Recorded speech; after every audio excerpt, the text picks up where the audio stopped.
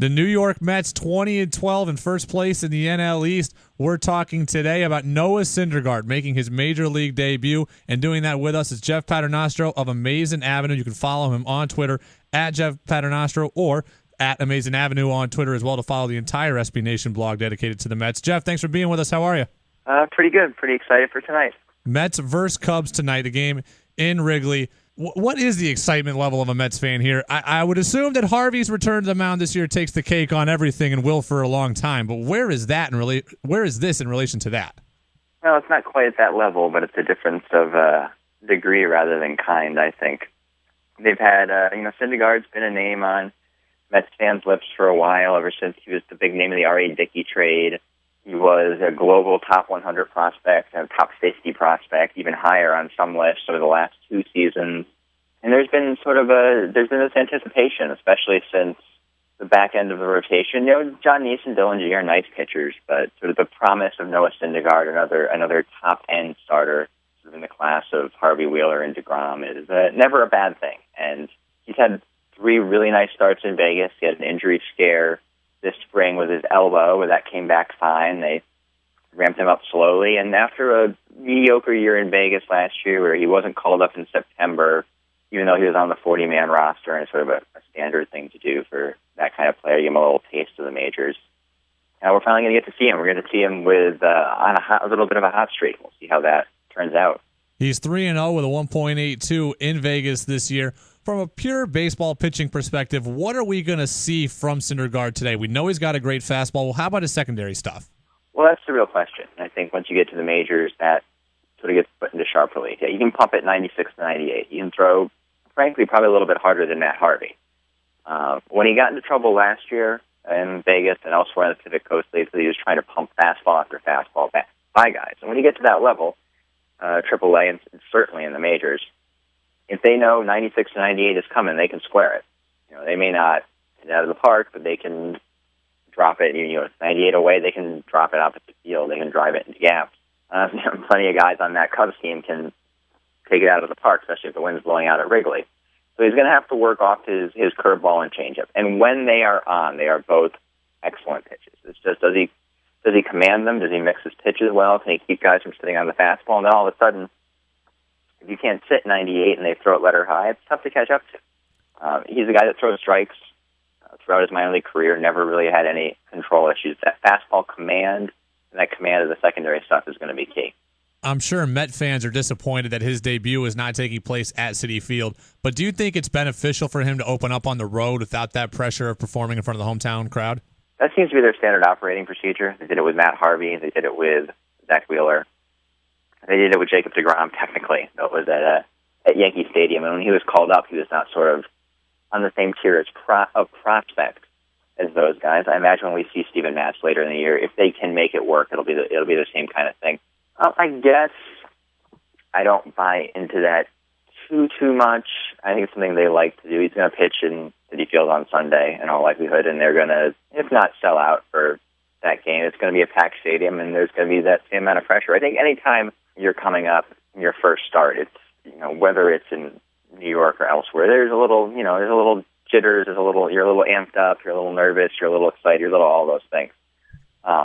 Is it easier? They brought him up a couple of days earlier. They've actually been down a man on the bench the last few days. They wanted to throw his bullpen in front of Dan Warthen, Mets pitching coach, get himself sort of acclimated to being on the club, take the flight out to Chicago with them. I think that's all good. But as far as where he starts, it's the Major League ballpark against Major League hitters, and he's got a job to do. Syndergaard, a member of the Big Three that Mets fans have been pointing to for a long time with Harvey and Wheeler. Does it feel incomplete without seeing all three of them together this season? Does it feel incomplete without Wheeler being there out for the year with Tommy John? Well, that's the thing about pitching prospects, man. Whenever you have that many in an organization, and I'll throw even Steven Matz into this too, just having them healthy all at the same time is just so unlikely nowadays. And they're all guys that throw in the mid-90s. DeGrom and Matz both have had Tommy John surgery in their minor league career. Harvey's already had it, of course. Wheeler's had it this year. Noah Syndergaard, there was a time in spring training where it looked like that. That might be what would happen to him, too. He had some elbow soreness issues, some forearm stiffness. An MRI came back clean, but, you hear that kind of stuff, and it gets in the back of your mind. I think it's just something you have to live with nowadays. And will all 5 of them ever be healthy at one time? Man, I don't know. But that's why you have 5 of them, I guess. That's why you collect as many as possible. For all the prospect talk, can people start to finally, Met fans in the Mets blogosphere and my friends that are Mets fans were so upset about the Bartolo Colon signing before last season. He's been pretty dominant this year. I know his ERA is 3.3. It's not as low as Harvey's or whatever, but I'm on board with anybody who's got a 40-1 strikeout to walk ratio. Bartolo Colon's great. And anyone that doesn't like Bartolo Colon doesn't like baseball, America, apple pie, all that great stuff. No, I mean, he's as old school gets, too. I sort of talk about Noah Syndergaard needing pinpoint fastball command at 96 to 98 to have success in the major leagues. Bartolo Colon, all he does is hits the glove with 2-seam fastball. All he does. Yep. He'll mix in a slider, a curve, a changeup. Every once in a while, he'll sneak one by you for a first pitch strike or throw one on a 1-2 pitch after you've fouled off a couple 90-mile-an-hour fastballs.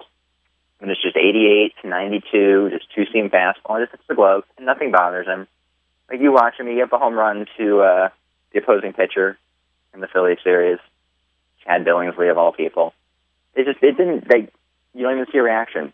He didn't curse into his glove. He didn't make a face. Just the ball and kept going. And yeah, he's going to have games where he gets up a home run to the pitcher because he just throws a million strikes. I mean, he said 40-1 strikeout to walk ratio. That's absurd. Well, you can argue it's almost too many strikes, but it's just watch Bartolo Colon pitch. It's amazing. I was always told you can give up walks or you can give up hits, but you can't give up both. So you're going to have games where you go 7 innings but give up 11 singles, and you're still going to win. Oh, yeah. He has. I think he's given up, I forget the exact number, but it was like pitched 47 in the third inning, has given up 46 hits, and has a whip under 1. 46 in the third, 45 hits, and the whip of .9. A whip under 1. There you go. That'll work for you. So all the prospects, and then the old guy at the end anchoring it down, Jeff Paternostro, at Jeff Paternostro on Twitter. Works for Amazing Avenue, an SB Nation blog dedicated to the Mets. We'll get you out of here on this. Again, Mets 20-12. What's been the biggest surprise for you this season? We knew they were going to be good, or they had a chance to be good. Are you surprised that they're 20-12 sitting in first place right now? Yes. If you look at it after sort of the big 11-game win streak, they've been, let's see, I can do math, 7-9 since then, which is, I think, more what you would expect from a team that looked like it was going to be a few games over 500 coming into the season, and then lost 2 of its better hitters in David Wright and Travis d'Arnaud. She's back in a couple of weeks. And the Nationals are coming, and there's too much talent there. They're hot now, but with that pitching staff and that lineup, they were going to have a stretch where they ran off 9 of 10, and that's basically what they're doing right now. But the biggest surprise for me, I think, has just been how good the back end of the bullpen is. And if this team's going to be successful going forward, stay in a pennant race or at least a wild card race, it's going to be keeping those guys rested, which Trey Collins never been great at. But like I said, they have to win a lot of 3-2 games with this pitching staff and the offense down a little bit. But guys like Jairus Familia, Carlos Torres, and some of the young kids like Eric Goodell and Hansel Robles, who sort of come out of nowhere a little bit, were kind of mediocre Double-A starters a couple of years ago, are now, if not already, going to be soon pitching major innings in this bullpen with Bobby Parnell and Vic Black still injured. So that's been the surprise so far, and it's something that's going to have to, I think, continue going forward if they're going to really be in a hunt come this summer. Mets first place, exciting times in Queens around Citi Field. Exciting time tonight for the Mets in Wrigley as Noah Syndergaard makes his much-anticipated Major League debut. Jeff Paternostro, at Jeff Paternostro on Twitter, Amazing Avenue writer. You've seen him on MLB Network, and he was here with us today at 1045theteam.com. Jeff, thanks for being with us. Yeah, thanks for having me.